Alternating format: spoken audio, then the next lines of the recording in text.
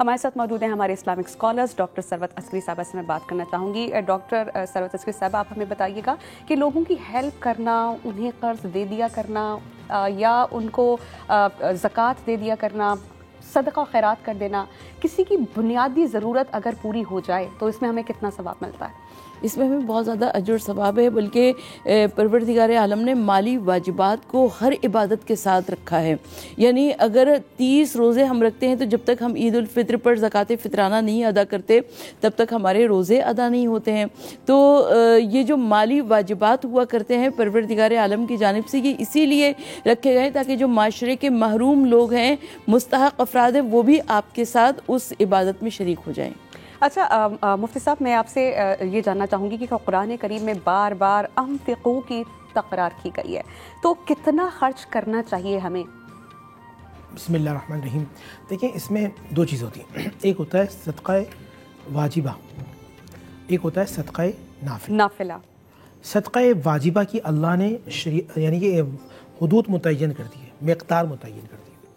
صدقہ واجبہ میں ہے زکوٰۃ, اور جسے کہتے ہیں صدقہ فطر, جیسے لوگ فطرانہ بھی کہتے ہیں. تو دو چیزیں ہو گئیں. زکوٰۃ کی اللہ نے اس کو مال, اللہ کے نبی نے بتا دیا کہ آپ کے پاس چاندی ہو 52.5 تولہ, یا آپ کے پاس اتنے پیسے موجود ہوں, یا آپ کے پاس وہ مال تجارت جو مال نامی کہلاتا ہے بڑھنے والا, یا آپ نے پلاٹ لے کے رکھے ہوئے, یا آپ کے پاس 7.5 تولہ سونا ہے. اب یہاں ذہن میں رکھیے گا, وہ پلاٹ کے جس میں آپ رہتے ہو, آپ کے 2 یا 3 پلاٹس ایک ساتھ ہوں کمبائن, اس پہ زکوٰۃ نہیں ہے. آپ کے پاس 2-3 گاڑیاں ہیں, ان پہ زکوٰۃ نہیں ہے. لیکن آپ گاڑی کا کاروبار کرتے ہیں, 2-4 گاڑیاں ہیں یا 2 گاڑیاں, ایک گاڑی اس نیت سے لی کہ میں اس کو بیچوں گا نفع کے لیے, اور 1 سال ہو جاتا ہے تو اس پہ زکوٰۃ واجب ہو جائے گی. فطرانہ کا آپ کا لیونگ اسٹائل ہوتا ہے, جو آپ مڈل کلاس ہیں تو آپ گندم کے حساب سے دے دیں, غالباً 200, ایک جگہ 200, ایک سے 240 روپے بھی متعین کیے علماء کرام. کشمش کھجور کے حساب سے دینا ہوگا. اب ہے صدقہ نافلہ.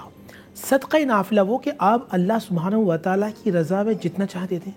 جیسے ہم نے بہت سارے لوگوں کو دیکھا جو بہت نیک ہیں اور ماشاءاللہ بزنس مین ہیں, وہ 1 لاکھ پہ 10,000 روپے نکالتے ہیں, یعنی 2,500 روپے زکوٰۃ کی مدد سے نکالتی ہے, اور باقی 7,500 روپے وہ اللہ سبحانہ و تعالیٰ سے پروفٹ کی نیت میں دیتے ہیں کہ اللہ ہم تیری بارگاہ میں دیں گے تو ہمیں معلوم ہے کہ تو جب خلوص نیت سے دیں.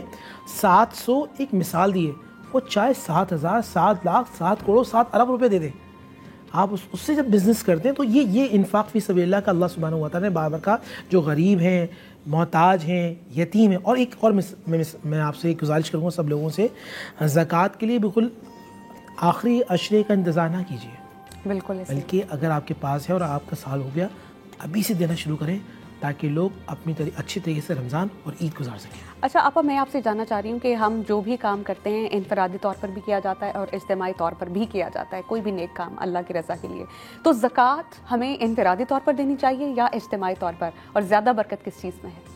دیکھیے, سب سے پہلے ہم کو دیکھنا یہ پڑے گا کہ کون سا شخص زیادہ مستحق ہے, زیادہ ضرورت مند ہے. اور اجتماعی طور پر ہم عموماً جیسے ابھی مفتی صاحب نے ارشاد فرمایا کہ ہم NGOs کو دے دیتے ہیں اور کسی تنظیم کو دے دیا کرتے ہیں اور سمجھتے ہیں کہ ہمارا واجب ادا ہو گیا اور اپنی سر سے بلا اتارنے کی کوشش کرتے ہیں. تو یقیناً اس میں ہم کو اقربا کو دیکھنا چاہیے, ہم کو غور کرنا چاہیے, ہم کو یعنی آپ تھوڑا سا تفکر کریں گے, تدبر کریں گے, پروردگار عالم کو وہ بہت زیادہ پسند ہے, اس لیے کہ آپ نے اپنا واجب اتارنے میں اپنی محنت کو شامل کیا, تو یقیناً اس کا زیادہ اجر ثواب ہے. قرآن کریم میں ہے کہ قرآن متقین کے لیے ہدایت ہے جو غیب پر ایمان رکھتے ہیں, نماز قائم کرتے ہیں, اور ہم نے انہیں جو رزق دیا ہے اسی میں سے خرچ کرتے ہیں. سورہ بقرہ کی آیت نمبر 3. اسی طرح سورہ بقرہ میں ہے کہ اے ایمان والو, جو پاکیزہ مال تم کماؤ اس میں سے اللہ کی راہ میں خرچ کیا کرو. واضح طور پر پیغامات دیے گئے ہیں قرآن کریم میں ہمیں اللہ کی راہ میں خرچ کرنے کے لیے. لیکن مفتی صاحب, میں آپ سے یہ سوال کرنا چاہوں گی, بہت سے لوگ یہ سمجھتے ہیں کہ وہ اس قابل ہیں کہ ان میں کوئی ایبلٹی تھی, انہوں نے محنت کی, بہت زیادہ کمایا, وہ سمجھتے ہیں کہ ہماری محنت کے پیسے پر کسی اور کا حق کیوں ہو.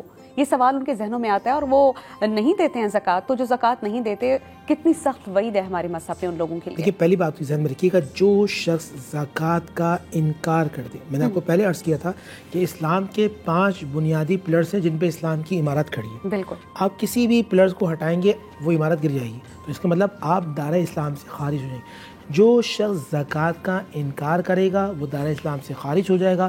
اور جو شخص زکوٰۃ کو نہیں دیتا, حدیث ہے اللہ کے نبی صلی اللہ علیہ وسلم فرمایا کہ کل وہ مال سانپ کی صورت میں اس پر مسلط کر دیا جائے گا. اور حدیث میں یہ بھی ملتا ہے کہ اگر وہ سانپ کسی پہاڑ کو ڈس لے تو وہ پہاڑ کی حیت اور اس کا رنگ تبدیل ہو جائے. اتنا شدید قسم کا عذاب ہے. اللہ سبحانہ و تعالی ہم سب کو اس سے محفوظ فرمائے.